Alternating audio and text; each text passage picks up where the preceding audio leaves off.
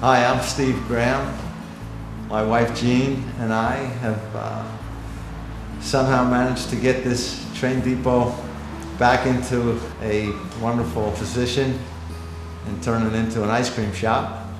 And we have to thank the Wren Tools, Jim and Marcia, for preserving the land for a period of years.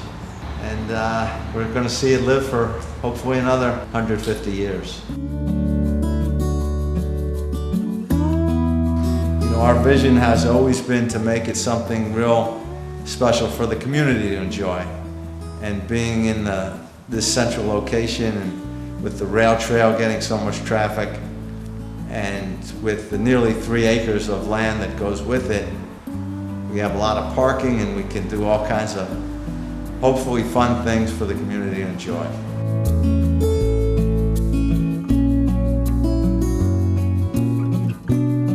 My name's Jim Rintoul, and my father Archie Rintoul, who grew up in Ontario, went to Ontario Agricultural College, came to the United States in the early 1920s, became a feed salesman for the Quaker Oats Company. And around 1928, the Quaker Oats Company decided to form a chain of feed stores in New England called Community Feed Stores. They went up the Connecticut River Valley. He became the general manager of them, and their headquarters was at Community Feed Stores in East Longmeadow, which was at that time across the street at the what was later became the Prina Building and A.W. Brown. They lost their lease, I think it was around 1936 or 1937, and they acquired a lease from the railroad, and in 30 days they leased the land, built the building, and moved in, which certainly wouldn't happen nowadays. But anyway, in 1938, I believe it was, he purchased the feed store and East Longmeadow and one at East Hampton, and ran them till just about 2004. In 1950, he bought the property that the feed store was on from the railroad, and part of the deal, this building, the depot, came along with it. So we owned it, and I joined the business in 1966, and we tried to take care of it, use it for mainly storage for out-of-season items, and tried to keep the outside maintained. Of course, at the time it didn't have any insulation, any heat, any running water, or any electricity, so the use of the building was kind of limited, and had no plumbing or bathrooms, but we tried to keep it up. And I sold the property in 2004, and it sat here without anybody doing anything until last year. 2018, when Steve purchased the property, and you can see what a really good manager did to it. Well, I have to say Steve and Jean, because my wife was really instrumental in figuring out how to make this thing look kind of special. Jean and I wanted to preserve the building because it's such an iconic building for the town. And so the owner at the time, who had visions of developing the property, I contacted him, Jay LaFave, and said, let me rent the building for $500 a month, and we'll move it if you decide to go through with the development, because we don't want to see the building disappear. So I thought we'd probably have to move it in a year or two, but after 10 years, we finally got our hands on it, and we're having a lot of fun.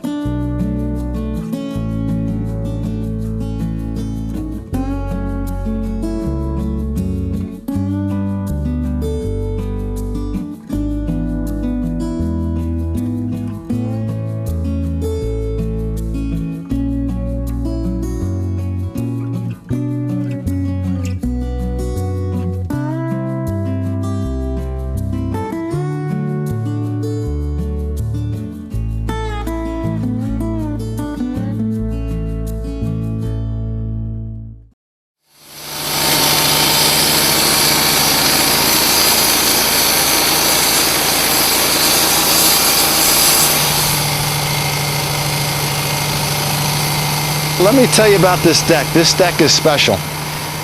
These are all 2-inch red oak pieces of rough cut lumber. And that red oak comes from my backyard.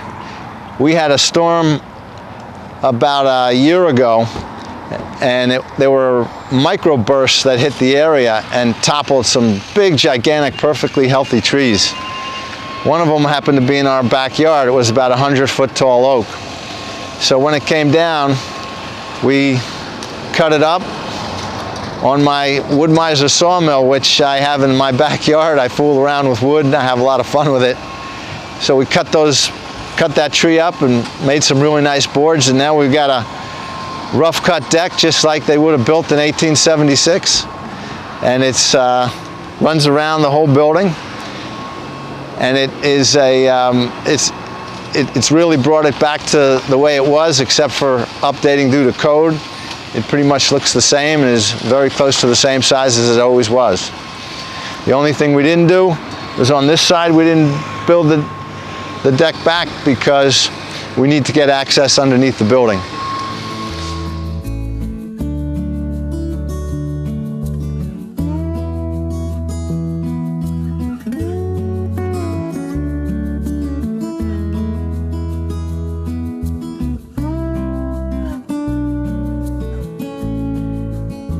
If you look at the rafters up there, those rafters are about 20 feet long.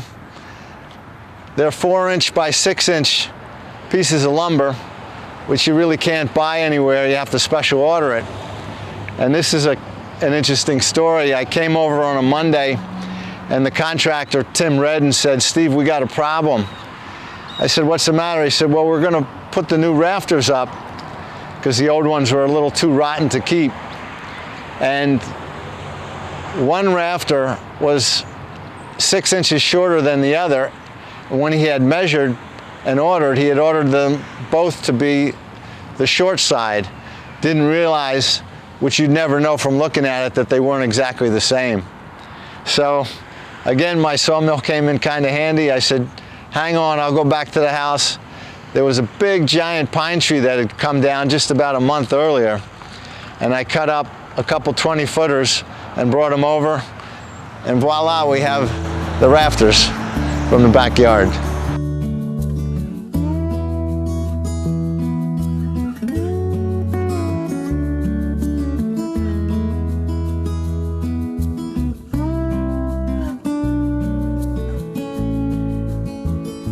We tried to preserve the look of the building exactly as it was in 1876.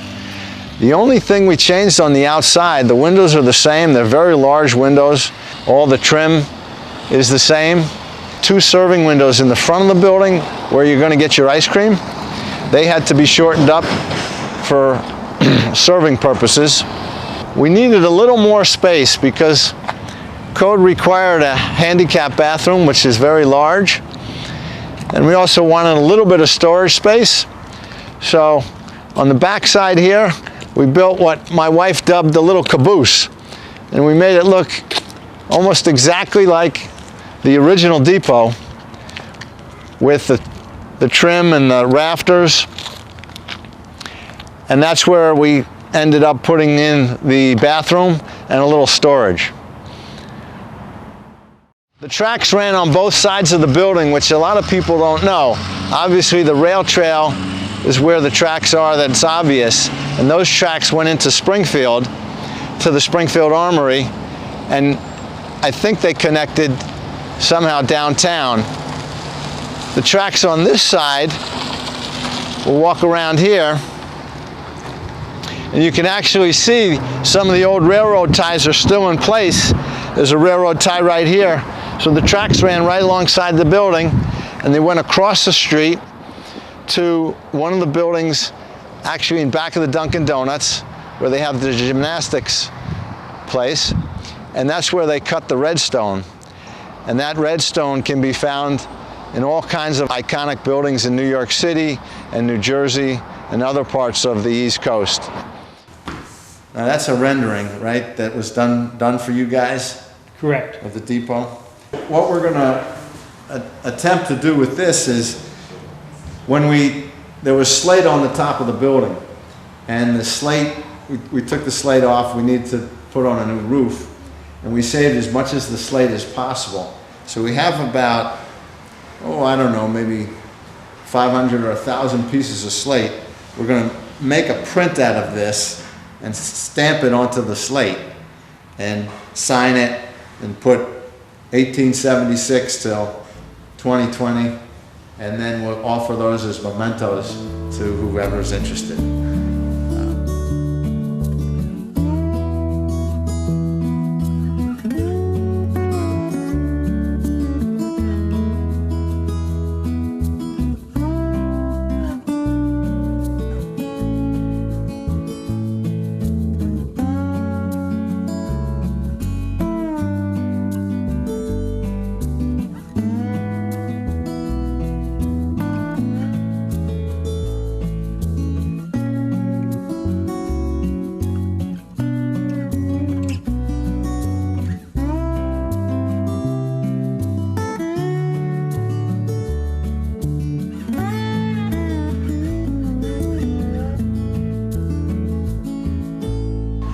But I want to say, I said it to Jim on the phone, you know, there's families that built East Longmeadow, and you guys are one of them.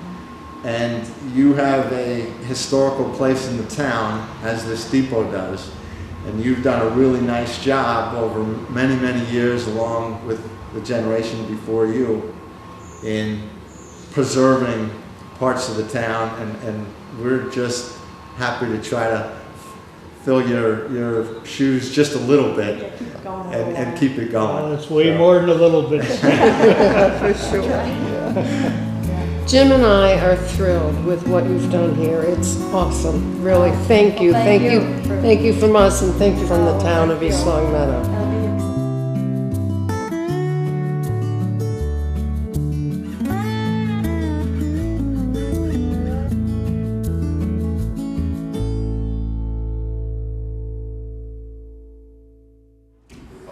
Yeah, maybe find some more coins or something. Yeah.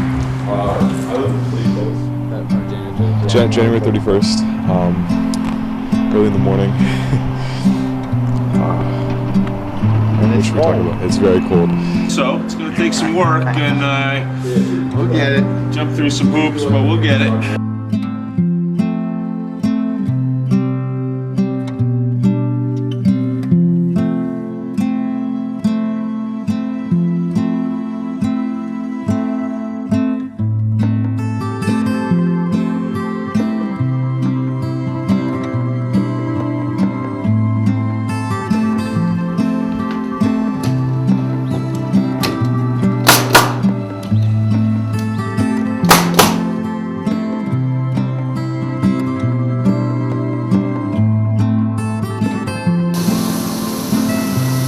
The rest of your life in the train depot. All right.